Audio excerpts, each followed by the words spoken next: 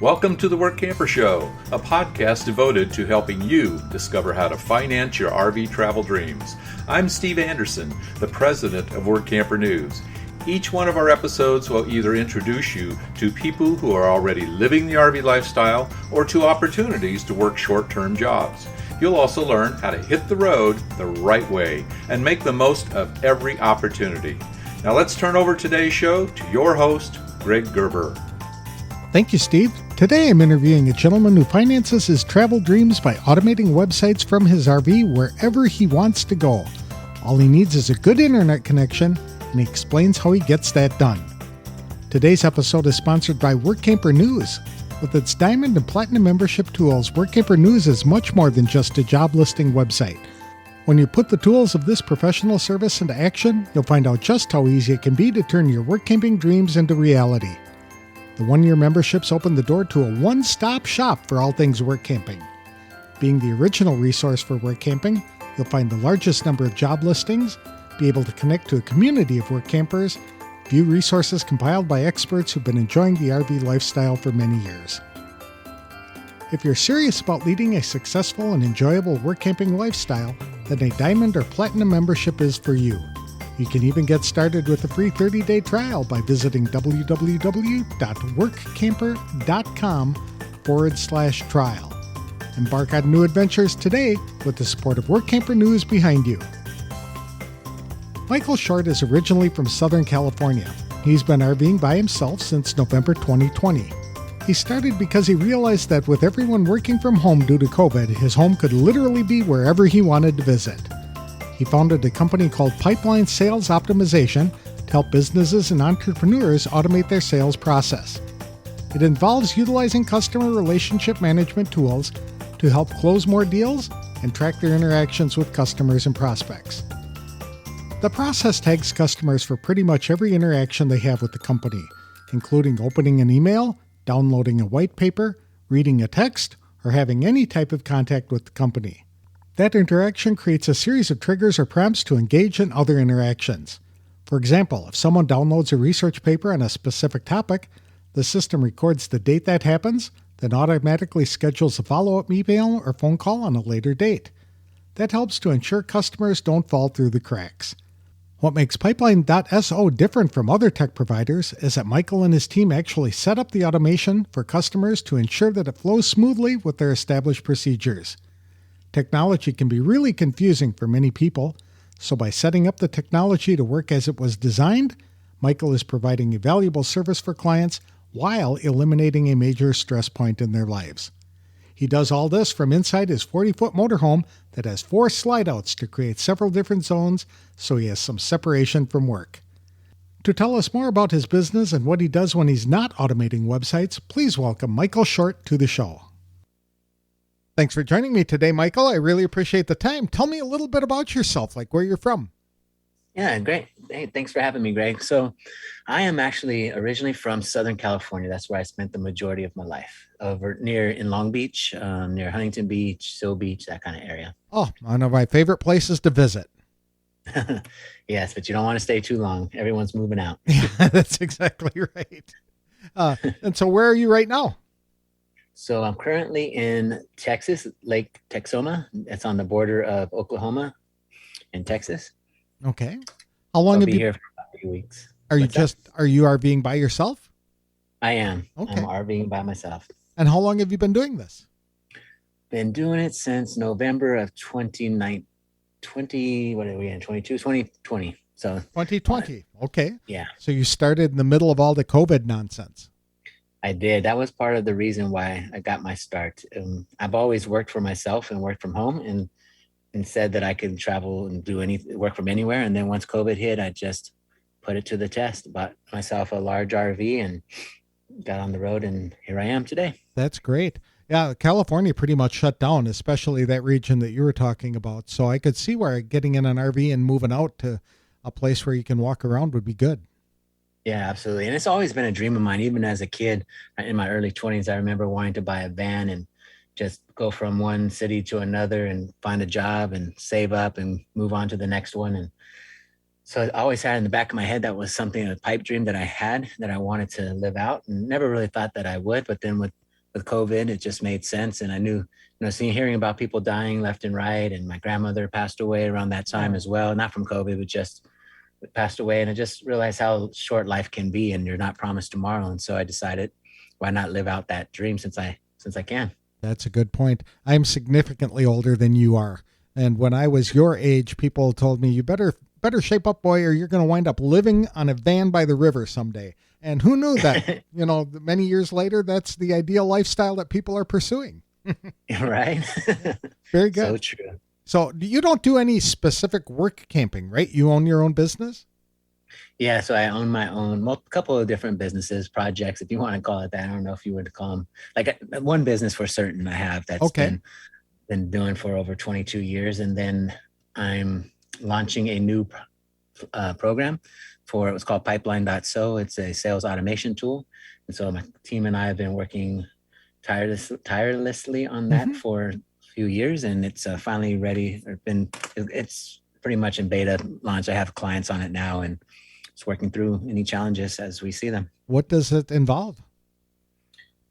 So yeah, I have a team of developers, designers, marketers, copywriters, all the above. And so we are just doing what we can to get it in front of the right people that can utilize sales automation in their business or in their life, in their work environment. And so we've created a platform that allows them to do it in an easy way. And one of the things that we really pride ourselves on is our customer service and support. I know there's a lot of automation tools, or they call it CRMs, customer relationship management tools, that you have to kind of figure things out yourself. And oftentimes I found that people end up getting these tools and not really utilizing them to their fullest extent, or not utilizing them to how they thought they would, just because it's like almost a full-time job just trying to get set up and use them properly. And so what I'm trying to do with our tool is take that out of the equation and put people in a place where they can be up to speed and using it and actually getting value from it and closing more deals from their interactions with the platform. Why don't you tell people a little bit about what sales automation is? Because not everybody's familiar with that. Sure, yeah. So sales automation is the idea of using technology or leveraging technology to help you nurture your relationships and create relationships with prospects and customers. And so what that means is, if someone, like, let's say, I'm sure everyone's familiar with a website. And so on websites, they have forms that you would fill out to get more information about the company. Oftentimes, like, a strategy used for that is they'll offer something what we call a lead magnet in the industry. And that's just something that you lead with that magnetizes people to want to fill out that form to get access to it. And so it could be like a checklist or a white paper or something that is of value, that all it costs them is their name and information to get access to it. And so once they fill out that information, that information, their name and contact information, has to go somewhere. And so we automate it by going into our CRM platform, which is customer relationship management.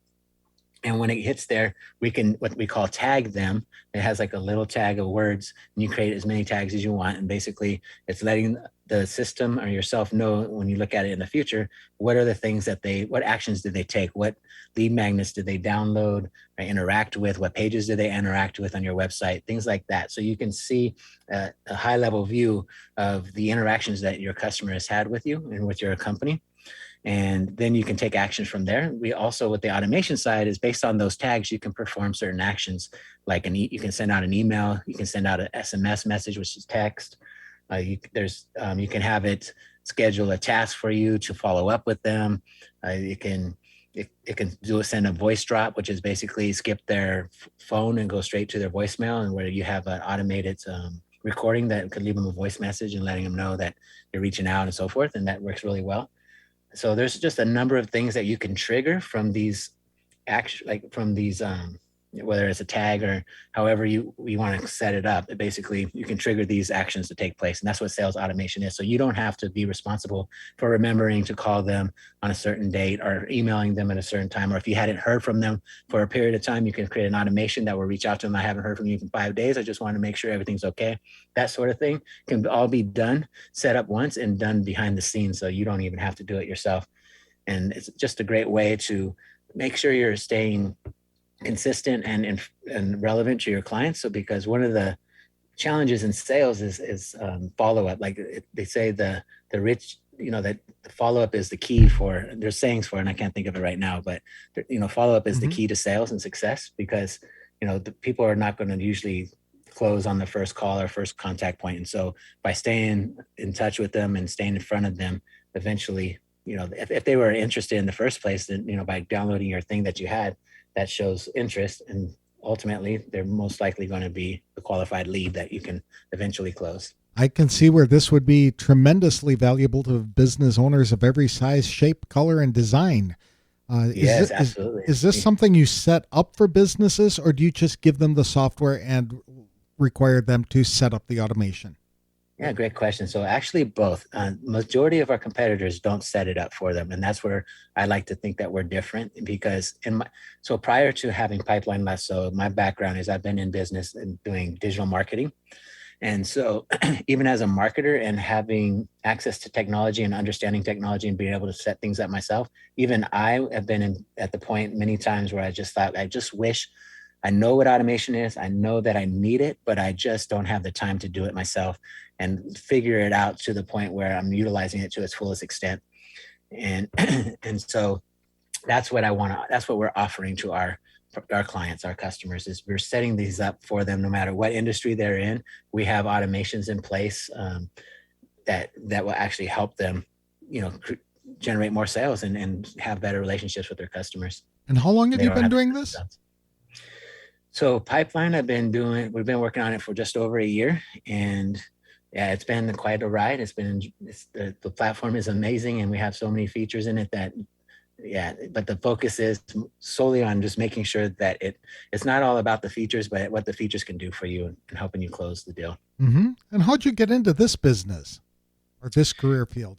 I always have I have ideas, and this is just one that I knew that it was an itch that I needed to fulfill for myself. So when I got into it, I decided to just hit the ground running and just make it happen, like just dive deep into it. And I'm glad that I did. It's actually been a great tool for ourselves. And, the clients that we do have on it already are just thrilled with it. And we moved them over from the existing platforms that they may be using or have used, like ActiveCampaign, MailChimp, ConvertKit. There's Zoho. There's several of these CRM platforms that people have used that are not taking full advantage of them as they probably should and could. And so that's where we come in. We help them transfer off of that, go in our platform, and make sure that it's working the way it needs to work for you. That's wonderful. And you do all of this full time from your RV? I do. I have a team that works with me, so it makes it easier. But yeah, I do manage the team full time from my RV. What kind of RV did you decide to buy? So I have a 40-foot Berkshire XL, which is a motorhome, and then I pull a Jeep Gladiator behind it. Okay. Why'd you decide on a motorhome? I like the idea that it feels like a little studio apartment. Originally, I was thinking of a trailer or something small that would just be me, but I, like when I walked into motorhomes, I compared all the different options that I had. I wanted to make sure I made the right one. I went from pop-up tents, pop-up trailers, all the way through to motorhomes, and I just finally, made the decision that if I'm going to do it, I want to do it in a way that I'm going to succeed. And I felt like if I confine myself too small of a space, that I probably would start to feel claustrophobic. And now that I'm in this space, it feels perfect. It really does feel like a rolling studio apartment. I have my own bedroom space. It actually has bunk beds, so if I have people come, they can visit and stay in the bunks. And I have like an L-shaped couch and a dinette. So it's just perfect. It really feels like they're all separate little spaces that I don't feel like claustrophobic or too confined. It has 4 slides, so it's nice and big and open. That zone type of living is really important for people who are running businesses in an RV, because you do provide that separation between a living area and a work area. Yes. I have, my work area is quite set up. I have what is it called? A teleprompter set up, and Wow. and I close the door behind me, and so it's just a nice flat, like dark color behind me, and I have distractions of a background. Although I don't use it as often as I thought I would. I end up just getting on my laptop and let people see that I'm working in an RV, because at the end of the day, I think this lifestyle is something that a lot of people want to have for themselves or dream about. And So I just, let them know that it's possible whenever I have interactions with others. I don't hide it anymore. Like I used to think that I would want to hide it and just act as if I'm still at a house, but it doesn't make sense to do that. Oh, not at all. Not with everybody working from home anyway, and your home is in an RV. And people, like you said, many of them have been dreaming about doing this thing forever, and the technology is available today to allow them to do that. So when you see it, other people are encouraged to jump in and do it themselves. I mean, what's the difference between you working in your RV or working in a cubicle somewhere, right? Yes, exactly. Super.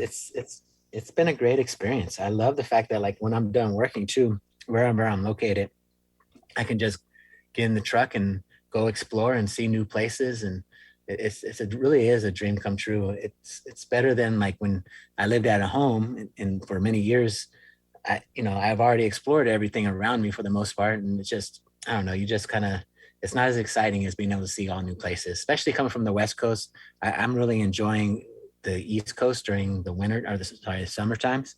And it's nice because like it has a lot of history there that I didn't necessarily get when I was on the West Coast. So I really love, just seeing Civil War related history, colonial history, things like that you hear about.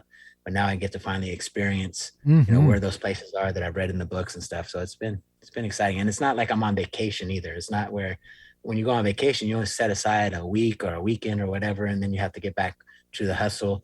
And now I get to live in it and be a part of it and enjoy it for the moments that I have, and then move on to the next place and enjoy the next place. It's really, really exciting. That's excellent.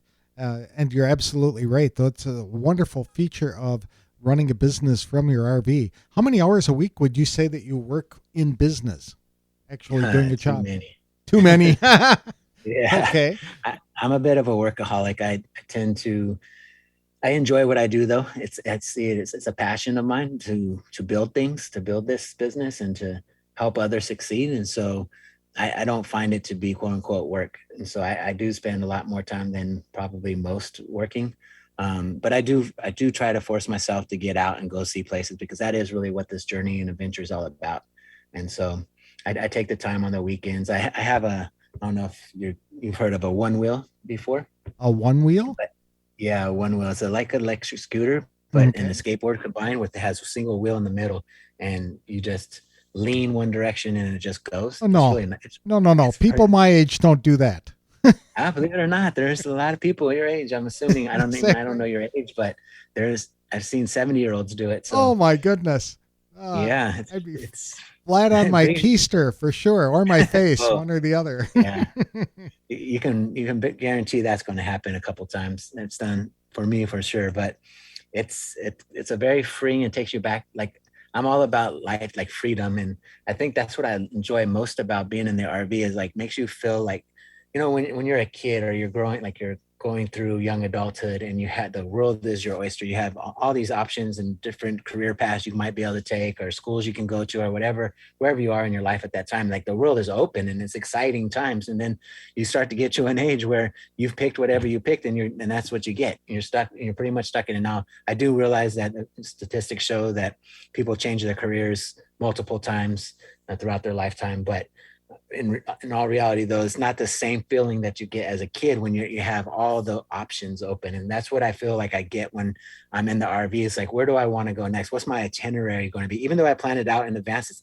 it's exciting. Like, I spent even yesterday, in fact, doing my itinerary all the way through December and planning where I'm going to be and where I want to, schedule and so forth and all that good stuff. And it's a great moment to just know that, like, I have the whole area, like the entire United States, to decide to where I want to go and what I want to do. And it feels like a kid again. And that's what the one wheel does for me as well. Is like, makes me feel like I'm a kid on a skateboard, just free, having freedom to just do whatever I want without overexerting myself, like pushing a skateboard or hitting a rock and flying flat on my face. So I enjoy it. And it actually comes in handy too from like a tool type of perspective. Like, since I travel alone, when I pull in somewhere, I like to unhook the truck and then go find my spot and then park the truck at the spot. Then I take my one wheel and go back and get the RV instead of having to walk a distance. It really works out well. Oh, that's for a campground where you are not assigned a spot, right? Where you just pull in and find one that you like? Yes, that's correct. I get a lot Okay. of those. I actually am a part of, I don't know if you say these things on your show, but I'm part of Thousand Trails. Oh yeah. And Okay. so so most of them I don't get assigned parks unless I do their encore parks. But Hmm. yeah, And how often do you typically stay in an area before you move on? I prefer to stay somewhere 3 weeks at a time. That's the most that they let you, or at least with my plan. And so that's what I try to do. And if I'm staying at Encore, I can only stay up to 2 weeks. And I try to maximize that unless I'm in a rush to get somewhere for like a family gathering or Sure. or a work event or something. But otherwise, I like to take my time. I don't want to rush. In fact, I had a business associate of mine that also does this. He's actually been doing it for 6 years, and we got to talking, and we decided what we should probably caravan. I said that'd be great. Let's do a semi-year itinerary because this was before yesterday when I set my own. And I looked at it, and he was like, he literally travels like every 2 or 3 days, and I just can't It's do that. it's I hard. don't. It is hard, so I like to take my time. That's right. I did every 2 to 3 days when I was full time RVing for 3 years, and it's exhausting at the end of the week. It really is. Yeah. And travel days are just no fun. And yeah, it's you're doing it the better way, in my opinion. I was gonna say it just gives you time to explore the area too. If you just rush through it, then you're missing out on a lot, in my opinion. So Right. I do. What are some of the favorite places you visited so far? I can absolutely say like Philadelphia has been a big favorite, and Williamsburg has been a big favorite of mine. And I also was quite impressed with New York, believe it or not. I never thought that I would be. I just thought it was going to be a dirty city, but I really liked all those places. I liked the historical factors of Philadelphia. I felt like it was Williamsburg on steroids, Mm-hmm. and I really liked Williamsburg because it's just nice, quaint, historical area. That like the whole Williamsburg that has it's a tri historical county. I forget what they call it. There's some, but where there's three, Jamestown is there's there. William, Mm-hmm. yeah, Jamestown, Williamsburg, and Yorktown, right? So there's Right. those three. Yeah. Okay.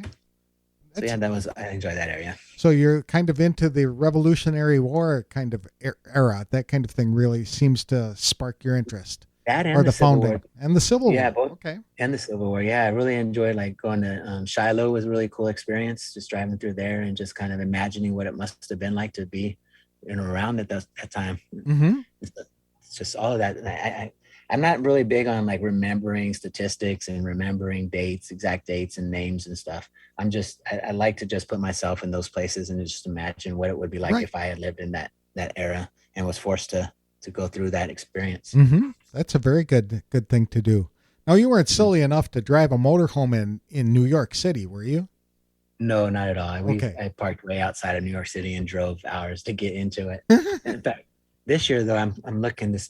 I haven't looked into it quite yet, but I'd like to get closer to the city. So Thousand Trails option is a bit far. It's like 2 hours away, which is fine. I spend a lot of time driving 2 3 hours away to get to see destinations when I'm that close, because the chances of me getting that close again, I don't know. It's when that's going to happen. So I'm not afraid of driving the truck around. I put a lot of smiles on my truck. But this year I'm going to try to get closer to New York. I think I'd like to spend more time down in the actual city or in that area, just exploring more. So it would be hard to do if I'm trying to drive 2 3 hours to get there and go back home What? every day that I go. Oh, sure. What are some of the places that are still on your bucket list, and why? So as I would like to get up to Newfoundland. That's where my family was originally from, my great grandfather. So I'd like to get up there. I don't imagine I'm going to do that anytime soon. I was looking at possibly doing that this year, and then I saw that I'm on my calendar. I had a work event that would prevent me from having the time to go that far before winter and all that stuff. On the East Coast, there's a lot of the northern states, at least with Thousand Trails. I can't speak to everything, but I know that there's a lot of parks that shut down during the season, off season, because of the weather. And so I have to like make my trip planned around that and making sure that I'm far enough south before those, as they're closing down, I'm not stuck behind and having to travel 10, 15 hours just to get to the next destination because everything's shut down in between. Right. So, what did you do to prepare for a career like this? What other jobs did you have that lent you to move you in this direction?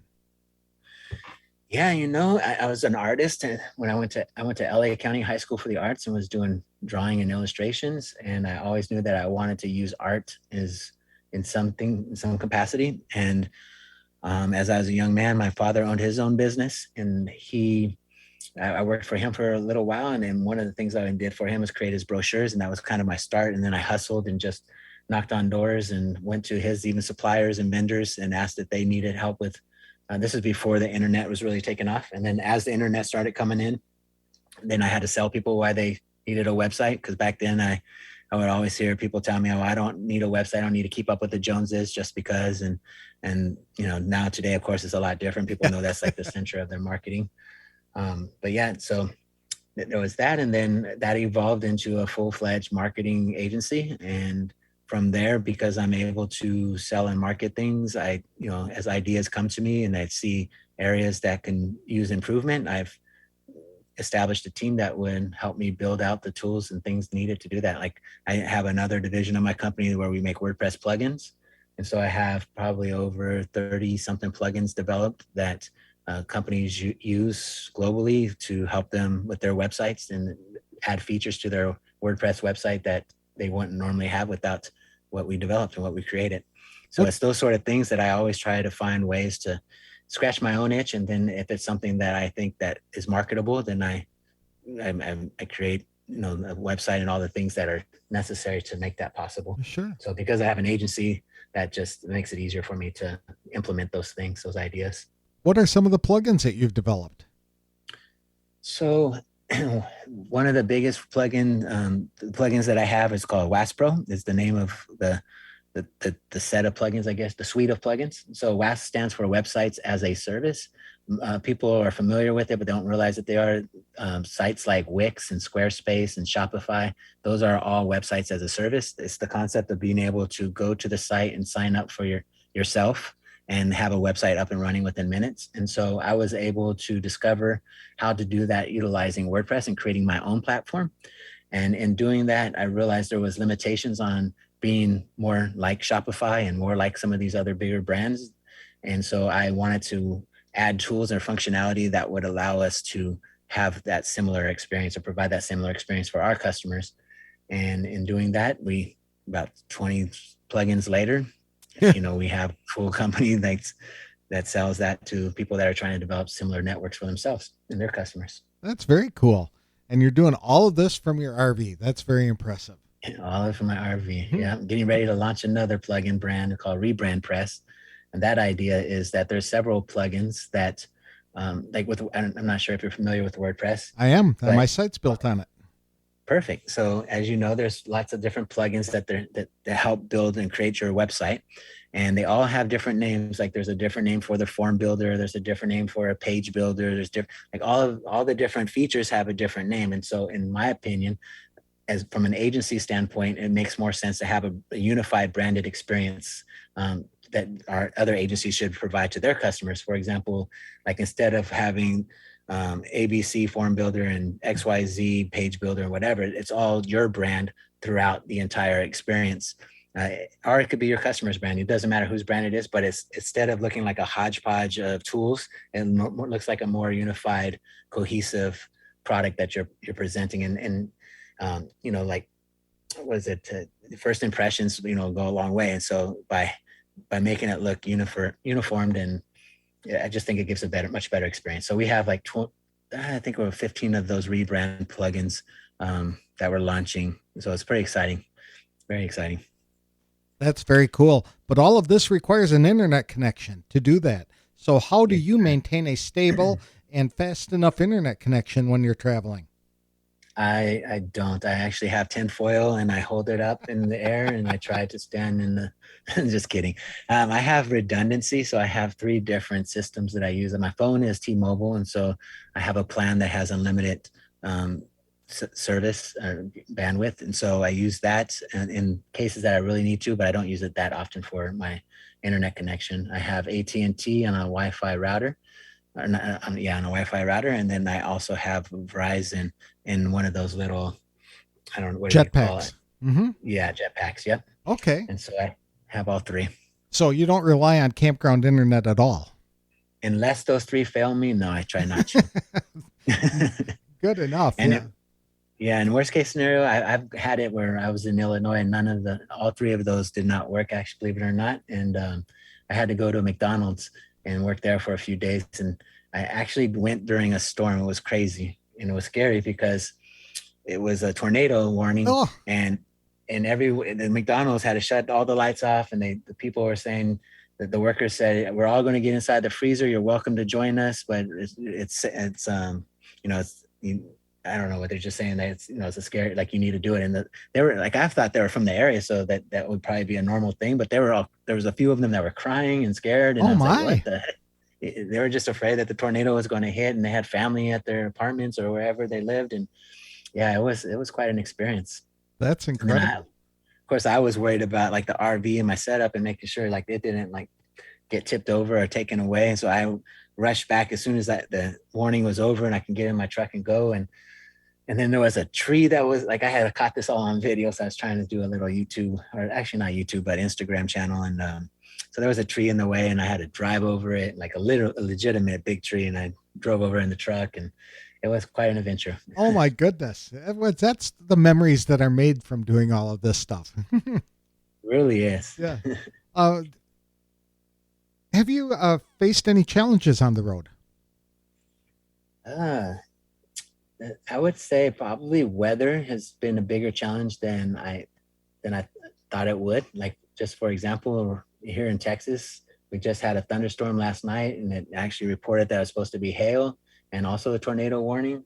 And so when you're in an RV, the experience is much different than being inside a home. Yeah. And yeah, I'm 45 years old, and it had me worried for a few minutes there, for about 30 minutes, I'd say. I just, it tells you to like stay away from windows, and they're going to be golf ball size hail most likely if it comes, and they'll bust the windows. And oh yeah, it was those sort of things like get you, makes you realize, wow, it makes me also think like, what was it like to be Native American or, be a cowboy back in the day when they didn't have even the RV to protect them, like, and they're just out and about And camping or whatever. and the advanced warning. That's right. Yeah, Absolutely. Absolutely. must But have been just so scared. hang tight for a couple of days. I heard there's ice moving toward your area. So you'll Oh, I have can't wait. plenty of exactly. Uh, do you have any perks that you get to enjoy as a full-time RVer? I would say a big perk is meeting new people. I enjoy that. I'm a bit of an introvert. That's why I probably can work for hours on end. But at the same time, I like meeting new people, and it's always great to hear their adventures and experiences. And I wish I did that more often, to be honest. I thought like this past summer, I expected it to happen more than it actually did. But yeah, I think relationships is a big part of it. Being able to visit people that in different, different states that you wouldn't normally have visited or whatnot, especially like for me from a business standpoint, I have clients all over the world, and so having them like in different states and getting to meet up with them and talk, see them face to face, it's always a treat to do that. Mm-hmm. How old are you, Michael? 45. 45. Okay. So you are hitting the road a little earlier than the typical retirement, but not young enough that you haven't had some life experience outside of RVing. Owned multiple houses, rented them out, lived in them. Like absolutely, the majority of my life has been in homes. So yeah, and probably 2 years ago, or before I started this trip, a year before I started, I bought a smaller RV, and I thought I was going to take the trip in that RV, and I realized it was just going to be too small. But it was like a Thor, Thor Vegas is what it was. And so when I finally decided to hit the road, and I got all of my things and I put them in piles, and like, these are the things I'm going to give away. These are the things I'm going to sell. I should end up in giving those away too. And then these are the definite necessities that I need to take with me. There was just not enough storage in a store to do that. And so that's when I decided I needed something that has storage, and something big like this was perfect. Okay. It was great.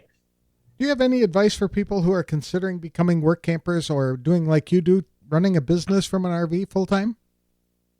I would say follow your passions, follow your dreams, and don't be afraid to take that step. It's an amazing adventure, amazing ride. Just be prepared that, like, I would probably say don't get a storage unit thinking that you're going to go back to it, because I've done that and wasted thousands of dollars on that.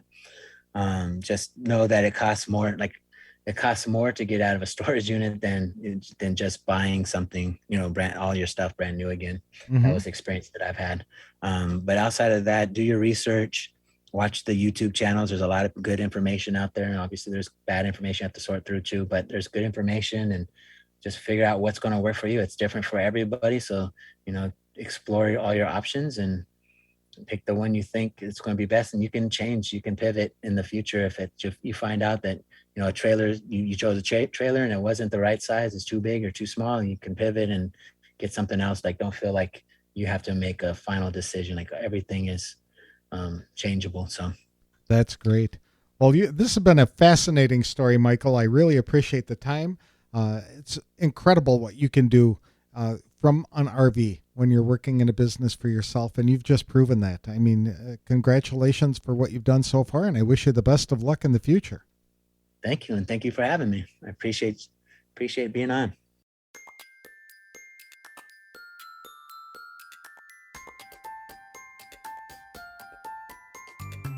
I'd like to thank Michael Short for taking time from his business to talk to me today about his company and how it helps to finance the travel dreams he's harbored since his early 20s.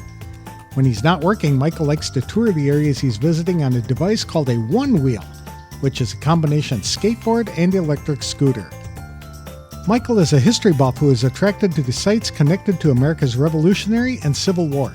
He loves visiting specific sites and battlefields to imagine what life must have been like back in that era, and wondering how he would have responded if he had to go through the same experience. At 45 years of age, Michael offered some excellent advice to younger folks just considering launching their careers. He admitted that people can change careers whenever they have the urge to do so. However, when they're older, they might not be able to do all the things they wanted to do. So he encourages people to think about what kind of lifestyle they want to live and then design a business or job around that so they don't have to wait until they're in their 50s or 60s to start enjoying a life of adventure. Michael found inspiration to start his business after working for many years as a graphic designer, helping companies create brochures and other marketing materials. When the internet changed all that, he shifted gears to web design. That service transitioned into an online marketing agency, and he also develops WordPress plugins used by computer users and web developers around the world. To maintain a steady internet connection that is vital for his business's success, Michael has 3 different systems that he taps into depending upon the area that he's in and the amount of internet resources being utilized by others. He has faced some challenges on the road, like being caught inside a McDonald's during a tornado warning, where staff and customers had to crowd into a walk-in cooler for a while. Then he had to literally drive over a tree in his Jeep to get back to his RV. I enjoyed Michael's story and how he is managing to live his dreams now while he's still young enough to do what he still wants to do. I know he will continue to enjoy quite an adventure while helping businesses automate their sales processes. People who are interested in connecting with Michael can find his website at www.pipeline.so for sales optimization. Today's episode is sponsored by The Dreamer's Journey. It's an online course and community produced by Workamper News. Life is way too short to keep your dreams on hold, so don't be held back by fear because you were designed for more. Get started in the RV lifestyle the right way with this comprehensive guide. For just $29.95 for 1 year of access, Dreamers have unlimited viewing of 50-plus videos to learn things like what type of RV to buy, goal setting, how to budget for the adventure, developing a positive mindset, setting up a domicile, and operating a small business on the road, plus everything about work camping and how to find the right job for you. Each video is 30 to 90 minutes long to give in-depth coverage on each topic. There's no wrong time to get started, so for more information, visit www.rvdreamersjourney.com. That's all I have for this week's show. Next week, I'll be interviewing a couple of women who offer life coaching services from their RV.